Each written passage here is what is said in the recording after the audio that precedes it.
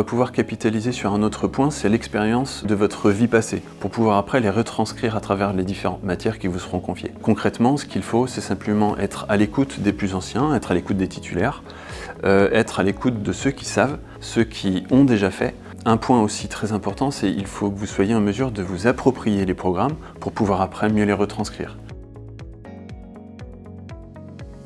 Dès réception de mon affectation, j'ai d'abord commencé par rencontrer le chef d'établissement dans lequel j'allais enseigner.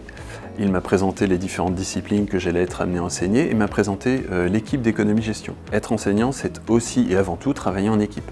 J'ai d'ailleurs pu m'appuyer sur celle-ci pour m'aider à élaborer mes premières séquences, éventuellement voir quel support utiliser pour animer et dynamiser mon cours. On m'a également mis à disposition un tuteur. Donc le tuteur, c'est un sachant, c'est quelqu'un qui est titulaire et qui a du recul sur les attendus, et il était là pour m'orienter, m'aiguiller et m'aider lorsque c'était nécessaire. Il faut que vous sachiez aussi que vous allez pouvoir bénéficier de formations.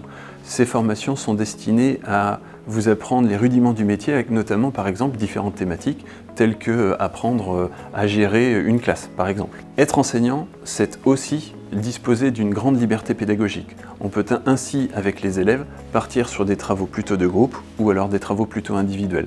Tout dépend de la séquence que l'on va amener. Ce qui me plaît, c'est de voir que l'élève est vraiment au centre de mes missions. C'est la possibilité pour moi de l'accompagner, de transmettre et de l'amener à se poser les bonnes questions pour son avenir. C'est d'ailleurs pour toutes ces raisons que désormais j'envisage de passer moi aussi les concours. Je leur dirais de ne pas hésiter, d'être curieux et d'oser. Si toutefois ils partagent les mêmes valeurs que nous, alors surtout qu'ils n'hésitent pas à poster eux aussi leur candidature.